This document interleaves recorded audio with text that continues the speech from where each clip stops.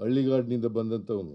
ನಾನು ಮುಂದೊಂದು ದಿನ ಶಾಸಕನಾಗ್ತೇನೆ, ಮಂತ್ರಿ ಆಗ್ತೇನೆ, ಮುಖ್ಯಮಂತ್ರಿ ಆಗ್ತೇನೆ, ವಿರೋಧ ಪಕ್ಷದ ನಾಯಕನಾಗ್ತೇನೆ ಅಂತಕ್ಕಂಥ ಕನಸು ಕಂಡಿರಲಿಲ್ಲ. ನಾನು ರಾಜಕಾರಣಕ್ಕೆ ಬಂದದ್ದು ಆಕಸ್ಮಿಕ. ಯಾಕಂದರೆ ನಮ್ಮ ಕುಟುಂಬದವ್ರು ಯಾರು ಕೂಡ ರಾಜಕಾರಣದಲ್ಲಿ ಇರಲಿಲ್ಲ.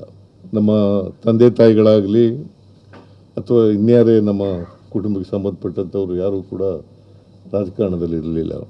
ನಾನು ಮೊದಲಿನಿಂದಲೂ ಕೂಡ ರಾಜಕಾರಣಕ್ಕೆ ಬಂದಂದಿನಿಂದ ಬುದ್ಧ, ಬಸವ, ಬಾಬಾ ಸಾಹೇಬ್ ಅಂಬೇಡ್ಕರ್, ಗಾಂಧೀಜಿ ಇವರ ತತ್ವಾದರ್ಶಗಳಲ್ಲಿ ನಂಬಿಕೆ ಇಟ್ಕೊಂಡಿದ್ದಂಥವನು, ಸಂವಿಧಾನದಲ್ಲಿ ಅಪಾರವಾದಂಥ ಗೌರವ ಇಟ್ಕೊಂಡಿರ್ತಕ್ಕಂಥವನು, ಎಲ್ಲ ಒಂದು ಕುಟುಂಬವಾಗಿ ಬಾಳಬೇಕು ಅಂತಕ್ಕಂಥದ್ರಲ್ಲಿ ನಂಬಿಕೆ ಇಟ್ಕೊಂಡಿರ್ತಕ್ಕಂಥವನು. ಯಾವುದೇ ಜಾತಿ, ಮತ, ಧರ್ಮ ಇಲ್ಲೇ ಇರ್ತಕ್ಕಂಥ ನಾವೆಲ್ಲರೂ ಕೂಡ ಒಂದು ಕುಟುಂಬವಾಗಿ ಬಾಳಬೇಕು ಅಂತಕ್ಕಂಥದ್ರಲ್ಲಿ ನಂಬಿಕೆ ಇಟ್ಕೊಂಡಿರ್ತಕ್ಕಂಥವನು. ಮತ್ತು ಆರ್ಥಿಕವಾಗಿ, ಸಾಮಾಜಿಕವಾಗಿ ಈ ದೇಶದ ಸಂಪತ್ತು, ಅಧಿಕಾರ ಎಲ್ರಿಗೂ ಸಮಾನವಾಗಿ ಹಂಚಿಕೆ ಆಗಬೇಕು ಅಂತಕ್ಕಂಥದ್ರಲ್ಲಿ ನಂಬಿಕೆ ಇಟ್ಕೊಂಡಿರ್ತಕ್ಕಂಥ. ಅದಕ್ಕಾಗಿಯೇ ಬುದ್ಧನ ವಿಚಾರ, ಬಸವಣ್ಣವರ ವಿಚಾರ, ಗಾಂಧೀಜಿಯವರ ವಿಚಾರ, ಬಾಬಾ ಸಾಹೇಬ್ ಅಂಬೇಡ್ಕರ್ ಅವರ ವಿಚಾರ ನಮಗೆ ಆದರ್ಶಪ್ರಾಯ.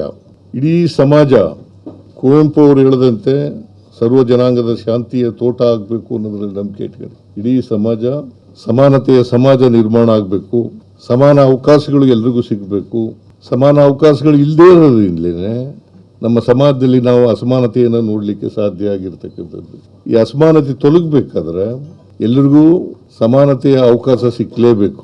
ಅದಕ್ಕಾಗಿ ನಮ್ಮ ಮೊದಲನೇ ಅವಧಿನಲ್ಲಿದ್ದಂಥ ಸರ್ಕಾರ 2013ರಿಂದ 18, 2023ರಿಂದ ಇಲ್ಲಿವರೆಗೆ ಇರ್ತಕ್ಕಂಥ ಸರ್ಕಾರ ಸಮಾನ ಅವಕಾಶಗಳು, ಸಮಾನತೆ ಬರಲಿಕ್ಕೆ ಪ್ರಯತ್ನಗಳನ್ನು ಮಾಡಿದ್ದೇವೆ. ಮತ್ತೆ ನಾವು ಏನು ಮ್ಯಾನಿಫೆಸ್ಟೋನಲ್ಲಿ ಹೇಳಿದ್ದೋ ಆ ಮ್ಯಾನಿಫೆಸ್ಟೋನಲ್ಲಿ ಹೇಳಿರ್ತಕ್ಕಂಥ ಭರವಸೆಗಳು ಅವುಗಳನ್ನು ಜಾರಿ ಮಾಡ್ತಕ್ಕಂಥ ಪ್ರಾಮಾಣಿಕ ಪ್ರಯತ್ನವನ್ನು ಮಾಡಿದ್ದೇವೆ. 2013ರಿಂದ 18ರವರೆಗೆ ನಮ್ಮ ಮ್ಯಾನಿಫೆಸ್ಟೋ ಮೂಲಕ 165 ಭರವಸೆಗಳನ್ನು ಕೊಟ್ಟಿದ್ದು. ಆ ಭರವಸೆಗಳಲ್ಲಿ 158 ಭರವಸೆಗಳನ್ನು ಈಡೇರಿಸಿದ್ದೇವೆ. ಆಮೇಲೆ 2023ರ ಮ್ಯಾನಿಫೆಸ್ಟೋ ಮೂಲಕ ಡಾಕ್ಟರ್ ಪರಮೇಶ್ವರ್ ಅಧ್ಯಕ್ಷರಾಗಿದ್ದರು, ಮ್ಯಾನಿಫೆಸ್ಟೋ ಕಮಿಟಿ ಅಧ್ಯಕ್ಷರಾಗಿದ್ದರು. ಆಗ ಸುಮಾರು 550ಕ್ಕೂ ಹೆಚ್ಚು ಭರವಸೆಗಳನ್ನು ಕೊಟ್ಟಿದ್ದು. ಅವುಗಳಲ್ಲಿ ಇಲ್ಲಿವರೆಗೆ ಸುಮಾರು 300 ಭರವಸೆಗಳನ್ನು ಈಡೇರಿಸಿದ್ದೀವಿ. ಸುಮಾರು 300 ಭರವಸೆಗಳನ್ನು ಈಡೇರಿಸಿದ್ದೀವಿ. ಇದ್ರ ಜೊತೆಗೆ 5 ಗ್ಯಾರಂಟಿ ಯೋಜನೆಗಳನ್ನು ಕೂಡ ಘೋಷಣೆ ಮಾಡಿದ್ದು. ಈ 5 ಗ್ಯಾರಂಟಿ ಯೋಜನೆಗಳನ್ನು ಕೂಡ ಮೊದಲನೇ ವರ್ಷವೇ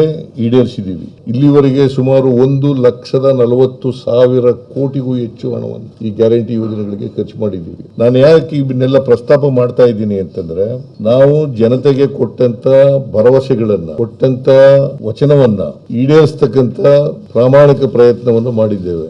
ಮಾತಿಗೆ ತಪ್ಪಿಸ್ಕೊಳ್ತಕ್ಕಂಥ ಕೆಲಸವನ್ನ ಮಾಡಿಲ್ಲ. ಇದು ನನಗೆ ಮತ್ತು ನಮ್ಮ ಪಕ್ಷಕ್ಕೆ ಸಂತೃಪ್ತಿಯನ್ನ ಕೊಟ್ಟಿರ್ತಕ್ಕಂಥ ವಿಚಾರ ಅಂತಕ್ಕಂಥದ್ದನ್ನ ತಮಗೆ ತಿಳಿಸ್ಲಿಕ್ಕೆ ಬಯಸ್ತಾ ಇದ್ದೆ. ನಮ್ಮ ಮೇಲೆ ಅಪಪ್ರಚಾರ ಮಾಡಿದ್ರು ವಿರೋಧ ಪಕ್ಷದವರು, including none other than prime minister of the country. ಈಡೇರಿಸಲಿಕ್ಕಾಗಲ್ಲ, ರಾಜ್ಯ ಆರ್ಥಿಕವಾಗಿ ದಿವಾಳಿ ಆಗ್ಬಿಡ್ತದೆ, ಖಜಾನೆ ಖಾಲಿ ಆಗ್ಬಿಡ್ತದೆ, ಅಭಿವೃದ್ಧಿ ಕೆಲಸಗಳಿಗೆ ದುಡ್ಡಿರಲ್ಲ ಅಂತೇಳಿ ಇವತ್ತು ಈ ಗ್ಯಾರಂಟಿ ಯೋಜನೆಗಳನ್ನ ಜಾರಿ ಮಾಡಿದ ಮೇಲೆ ಕರ್ನಾಟಕ ಇಡೀ ದೇಶದಲ್ಲೇ ತಲಾ ಆದಾಯದಲ್ಲಿ ನಂಬರ್ 1 ಸ್ಥಾನದಲ್ಲಿ ಇದ್ದೇವೆ. ತಲಾ ಆದಾಯದಲ್ಲಿ we are number 1 in the entire country. GST collection ನಲ್ಲಿ we are number 2 in the entire country. Maharashtra is number 1, Karnataka is number 2.